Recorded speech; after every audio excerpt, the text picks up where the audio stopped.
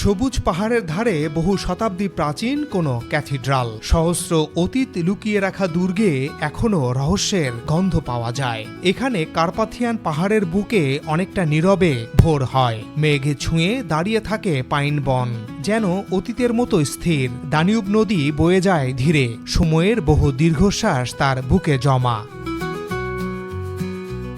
এই এক দেশ, কেউ বলে জিপসিদের গ্রাম, কেউ ডাকে কালো জাদুর ভূমি।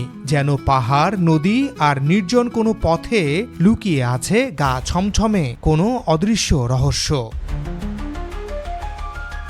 অথচ এই নামগুলো সত্যের চেয়ে বেশি জন্ম দেয় কল্পনা। রোমানিয়া তাই এক অদ্ভুত দেশ, যেখানে বাস্তব আর মিথ মিশে তৈরি হয় হাজারো কল্পগল্প, রূপকথা।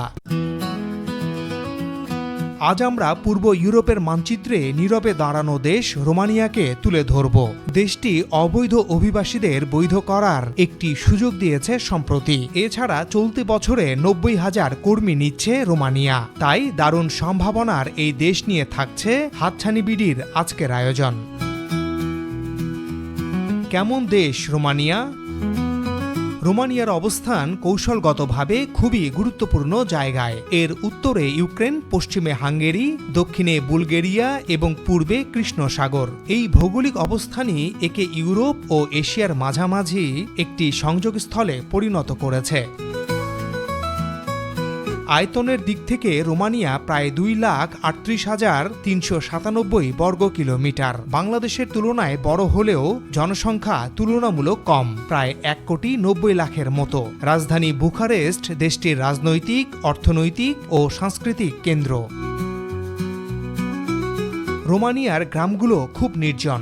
আজও প্রায় প্রতি সকালে গ্রামের কৃষক তার জমিতে যায়। কোনো কোনো গ্রামে দেখা মেলে রোমানিয়ার ঐতিহ্যবাহী ঘর। অর্থনীতির দিক থেকে রোমানিয়া একটি দ্রুত উন্নয়নশীল দেশ।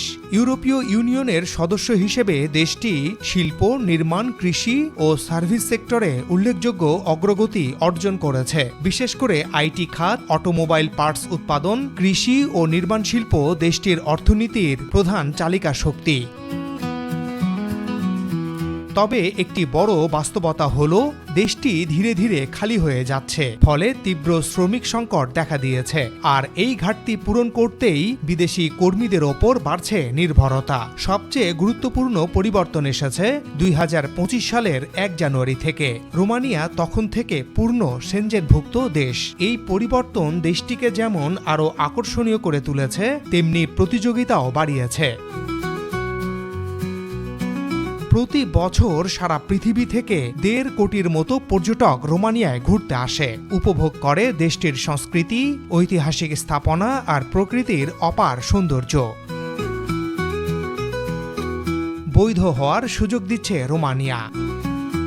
বিদেশি কর্মীর সংখ্যার দিকে তাকালে দেখা যায় সাম্প্রতিক বছরগুলোতে রোমানিয়ায় কর্মসংস্থানের জন্য বিপুল সংখ্যক পারমিট ইস্যু করা হয়েছে। 2024 সালে 1 লাখের বেশি ওয়ার্ক পারমিট দেওয়া হয় এবং 2025 সালেও লক্ষাধিক আবেদন প্রক্রিয়াধীন ছিল।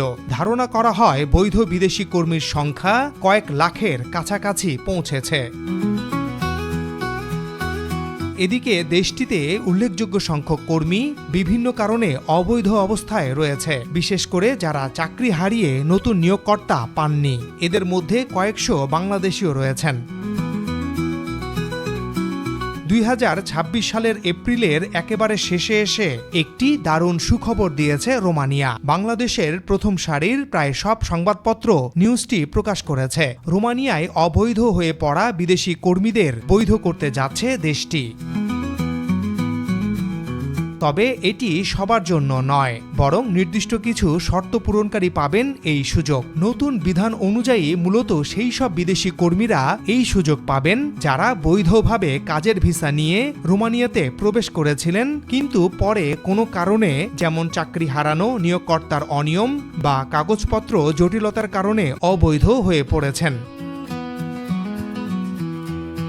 এবং সবচেয়ে গুরুত্বপূর্ণ যাদের বিরুদ্ধে এখনও রিটার্ন ডিসিশন বা দেশ ছাড়ার নির্দেশ দেওয়া হয়নি। আইন অনুযায়ী এই ধরনের কর্মীরা বৈধভাবে দেশটিতে থাকতে পারবেন, তবে এজন্য তাকে নিয়োগকর্তা খুঁজে নিতে হবে।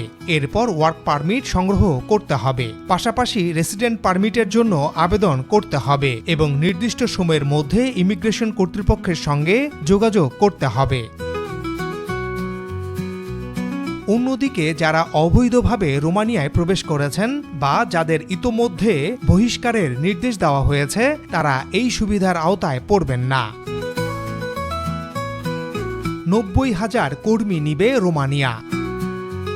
2026 সালে প্রায় 90,000 বিদেশি কর্মী নেওয়ার সিদ্ধান্ত রোমানিয়ার জন্য এটি কেবল একটি সংখ্যা নয়, বরং একটি গভীর অর্থনৈতিক সংকেত। প্রশ্ন হলো, কেন এত কর্মী দরকার, আর সুযোগ থাকলেও বাংলাদেশ কেন পুরোটা কাজে লাগাতে পারছে না?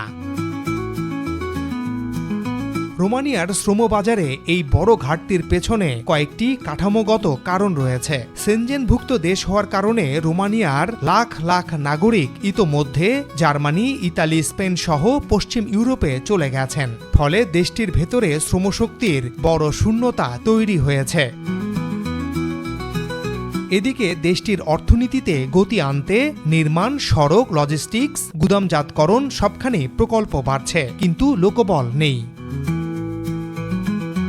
রোমানিয়ার সরকারি তথ্য অনুযায়ী কুরিয়ার খাতে সবচেয়ে বেশি কর্মী প্রয়োজন, 26,275 জন।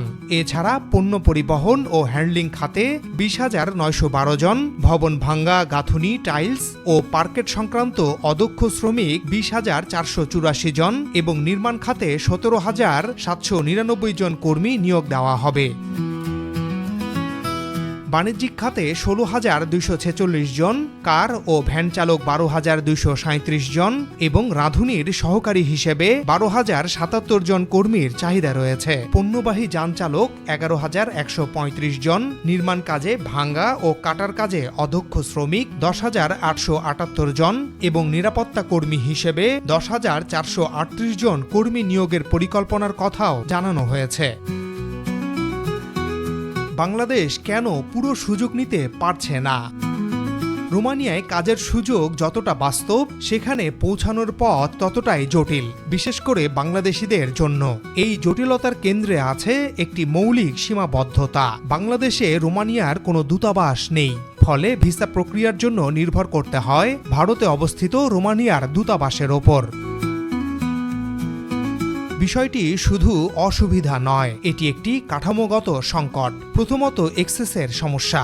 একজন বাংলাদেশি কর্মীকে রোমানিয়ার ভিসার জন্য ভারতে যেতে হলে আগে ভারতীয় ভিসা নিতে হয়। এই অতিরিক্ত ধাপ সময় সাপেক্ষ, ব্যয়বহুল এবং অনিশ্চয়তায় ভরা। অনেক ক্ষেত্রে ভারতীয় ভিসা পেতেই দেরি হয় বা প্রত্যাখ্যাত হয়, ফলে মূল প্রক্রিয়ায় শুরু করা যায় না। এই কাঠামোগত সীমাবদ্ধতা বাংলাদেশের শ্রমবাজারের প্রতিযোগিতাকে দুর্বল করে দেয়। নেপাল, ভারত বা অন্যান্য দেশের কর্মীরা যেখানে তুলনামূলক সহজে প্রক্রিয়া সম্পন্ন করতে পারেন, সেখানে বাংলাদেশিদের জন্য পথটি হয়ে যায় দীর্ঘ, ব্যয়বহুল এবং ঝুঁকিপূর্ণ।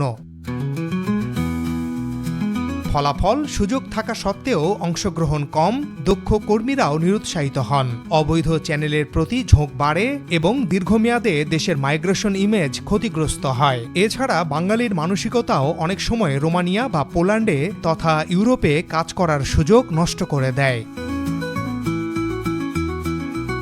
শুনতে খারাপ লাগলেও কিছু বাংলাদেশি আছেন যারা রোমানিয়া, পোল্যান্ড বা মাল্টায় বৈধভাবে গিয়ে সেখানে কাজ না করে ইউরোপের উন্নত দেশগুলোতে পালিয়ে যান। অর্থাৎ অনেকে রোমানিয়াকে চূড়ান্ত গন্তব্য হিসেবে দেখেন না, তারা এটিকে ব্যবহার করতে চান পশ্চিম ইউরোপে যাওয়ার গেটওয়ে হিসেবে।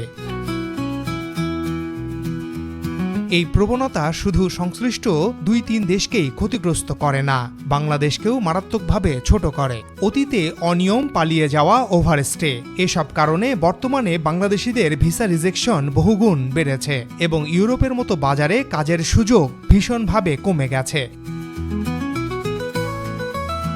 রোমানিয়া সুযোগ দিচ্ছে কারণ তাদের প্রয়োজন আছে। বাংলাদেশের মানুষ যেতে চায় কারণ তাদেরও প্রয়োজন। কিন্তু এই দুয়ের মাঝে যদি ভুল তথ্য, অবৈধ পথ ও দক্ষতার ঘাটতি থাকে তাহলে সুযোগ থাকা সত্ত্বেও তা নিতে ব্যর্থ হবে বাঙালিরা। রোমানিয়ার 90,000 কর্মী নেওয়ার সিদ্ধান্ত একটি উইন্ডো অফ অপরচুনিটি, কিন্তু এটি সবার জন্য নয়, শুধুমাত্র তাদের জন্য যারা প্রস্তুত, যারা বৈধ পথে যেতে চায় এবং যারা দীর্ঘমেয়াদে কাজ করতে আগ্রহী। আজ এ পর্যন্তই। দেশ বিদেশের নানা তথ্য ও জানা অজানা গল্প নিয়ে দেখা হবে পরের প্রতিবেদনে। সাবস্ক্রাইব করে সাথেই থাকুন।